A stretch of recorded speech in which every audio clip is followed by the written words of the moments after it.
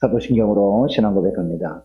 전능하사 천지를 만드신 하나님 아버지를 내가 믿사오며 그 외아들 우리 주 예수 그리스도를 믿사오니 이는 성령으로 잉태하사 동정녀 마리아에게 나시고 본디오 빌라도에게 고난을 받으사 십자가에 못 박혀 죽으시고 장사한 지 사흘 만에 죽은 자 가운데서 다시 살아나시며 하늘에 오르사 전능하신 하나님 우편에 앉아 계시다가 저리로서 산자와 죽은 자를 심판하러 오시리라. 성령을 믿사오며 거룩한 공예와 성도가 서로 교통하는 것과 죄를 사하여 주시는 것과 몸이 다시 사는 것과 영원히 사는 것을 믿사옵나이다. 아멘. 찬송가 423장 찬송하겠습니다. 찬송가 423장입니다.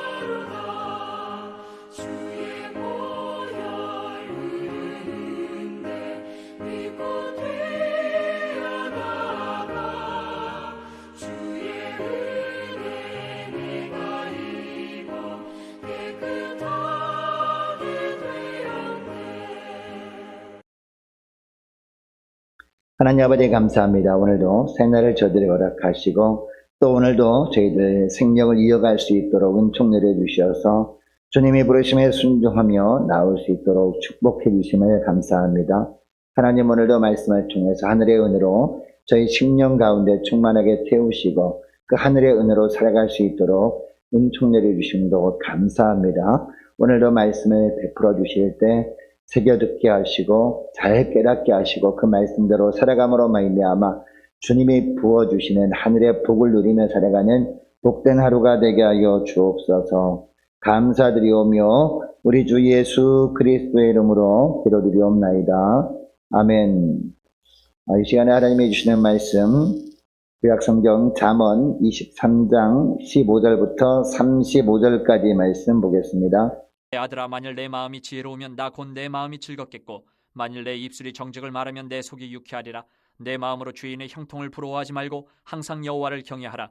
정령이 내 장래가 있겠고 내 소망이 끊어지지 아니하리라. 내 아들아, 너는 듣고 지혜를 얻어 내 마음을 바른 길로 인도할지니라. 술을 즐겨하는 자들과 고기를 탐하는 자들과도 더불어 사귀지 말라. 술 취하고 음식을 탐하는 자는 가난하여질 것이요 잠자기를 즐겨하는 자는 헤어진 옷을 입을 것임이니라. 너를 낳은 아비에게 청종하고 내 늙은 어미를 경히 여기지 말지니라. 진리를 사되 팔지는 말며 지혜와 훈계와 명철도 그리할지니라. 의인의 아비는 크게 즐거울 것이요 지혜로운 자식을 낳은 자는 그로 말미암아 즐거울 것이니라. 내 부모를 즐겁게 하며 너를 낳은 어미를 기쁘게 하라. 내 아들아 내 마음을 내게 주며 내 눈으로 내 길을 즐거워할지어다. 대저 음녀는 깊은 구덩이요 이방 여인은 좁은 함정이라. 참으로 그는 강도같이 매복하며 사람들 중에 사악한 자가 많아지게 하느니라. 재앙이 네게 있느뇨 근심이 네게 있느뇨 분쟁이 네게 있느뇨 원망이 네게 있느뇨 까닭 없는 상처가 네게 있느뇨 붉은 눈이 네게 있느뇨 술에 잠긴 자에게 있고 혼합한 술을 구하러 다니는 자에게 있느니라.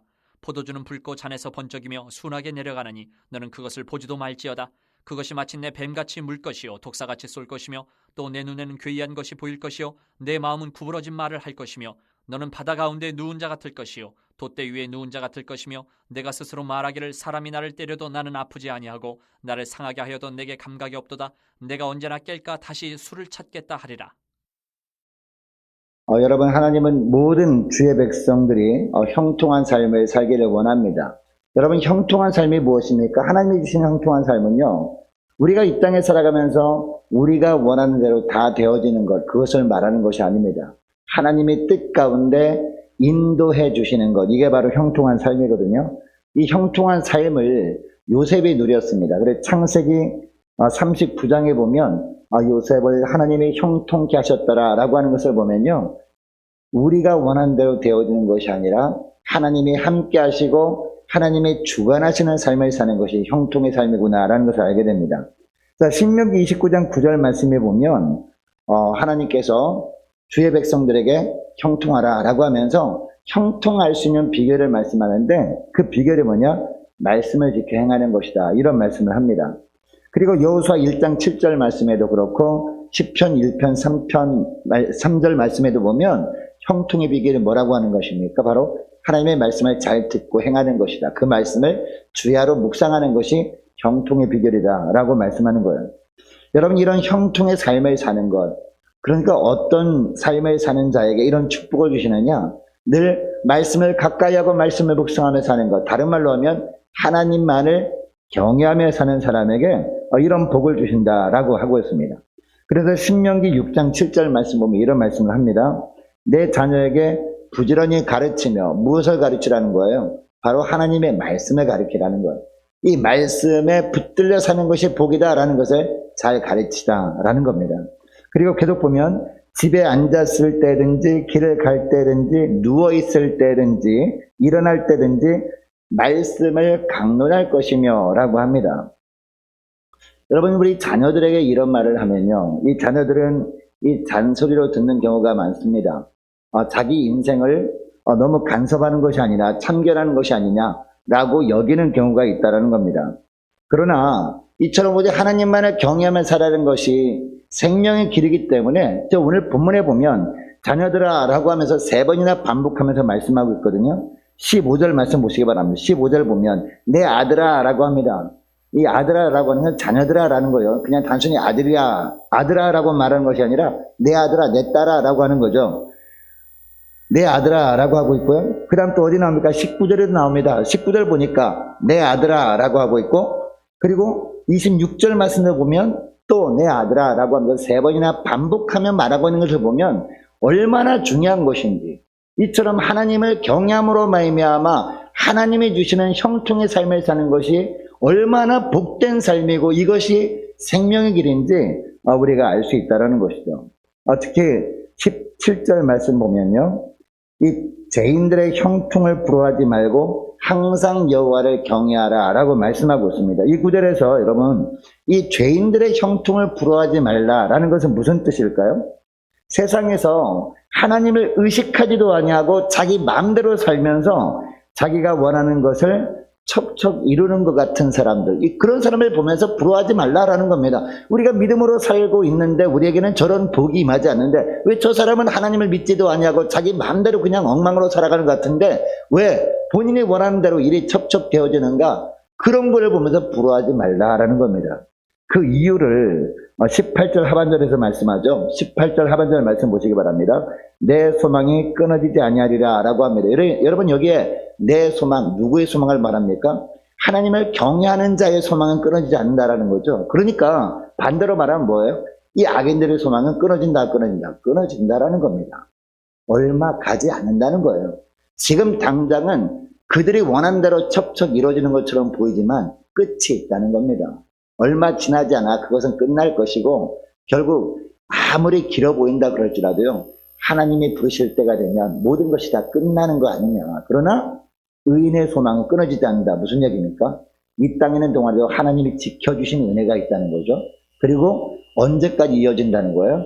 우리가 죽음 이후까지도 이어지는 소망 아니냐. 그러니까 하나님을 경외하면서 사는 것이 복이다라고 말씀하고 있다는 것이죠. 여러분 그러면 우리 자녀들이 이 하나님만을 경외함으로 말미암아 하나님이 주시는 형통의 복을 누릴 수 있는 비결이 있어요. 그것을 말씀하고 있는데 20절 말씀 보면 어떤 말씀하시느냐. 그 비결이 뭐냐? 친구를 사귈 때 구별하여 사귀는 겁니다. 아무나 사귀는 것이 아니에요. 아무나 가까이 하는 것이 아닙니다. 가까이 해야 될 자를 가까이 하고 주님이 멀리하라 라고 하는 자는 멀리하는 겁니다. 20절 말씀을 보면요. 술을 즐겨하는 자들을 사귀지 말라라고 하고 있죠. 그리고 고기, 즉 음식을 탐하는 자들도 가까이 하지 말라라고 하고 있습니다. 왜 이런 자를 친구로 사귀지 말라라고 하고 있습니까? 21절 보면 그 이유를 말씀하시는데 21절 말씀 보시기 바랍니다. 술 취하고 음식을 탐하는 자는 어떻게 된다? 가난해질 것이요 라고 하고 있습니다. 이 구절에서 가난해진다라는 것은 물론 1차적인 의미는요. 경제적인 가난함을 말하는 거겠죠.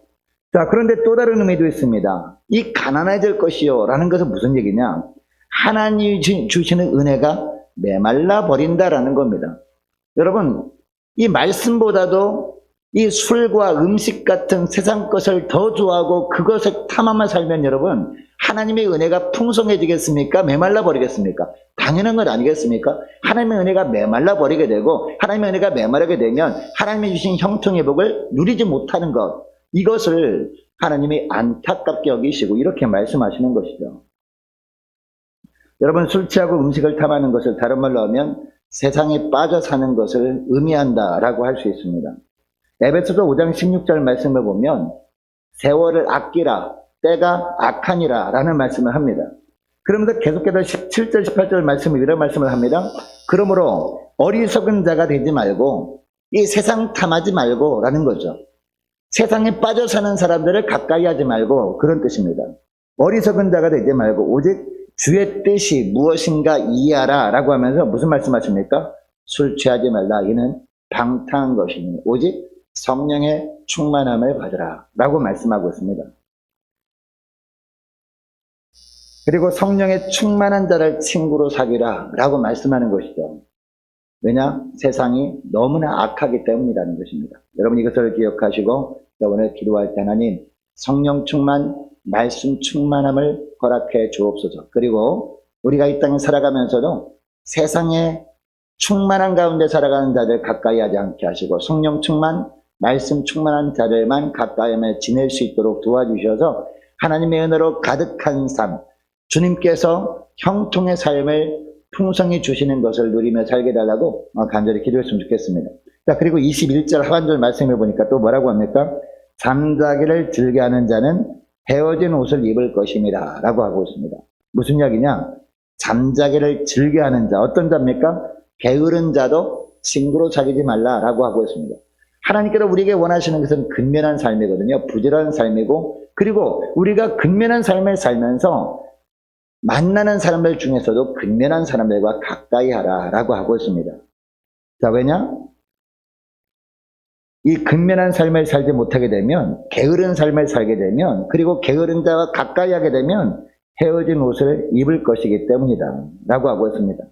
영적으로 보면요, 하나님이 베푸시는 풍성한 생명의 은혜를 누리지 못할 것이기 때문이다 라는 것이죠.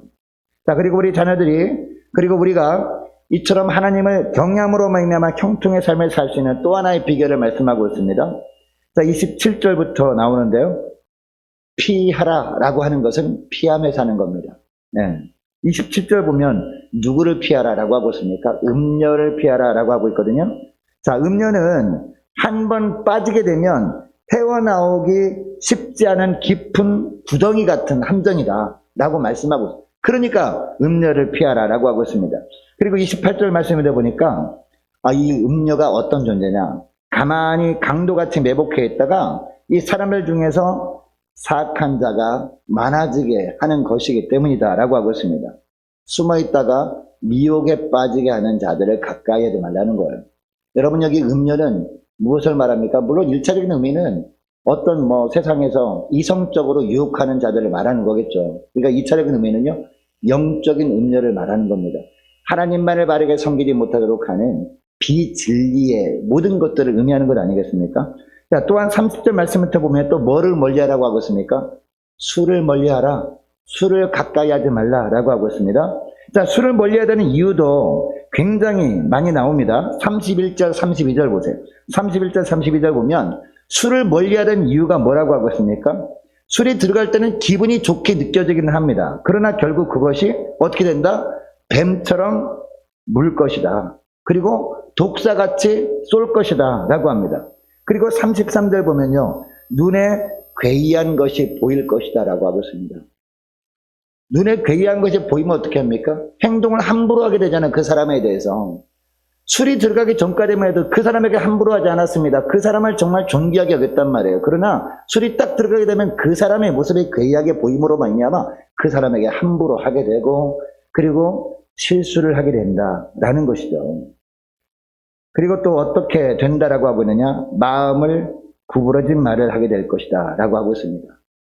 혀가 꼬이게 되고, 그리고 이상한 말, 그냥 하면 안 되는 말을 하게 된다.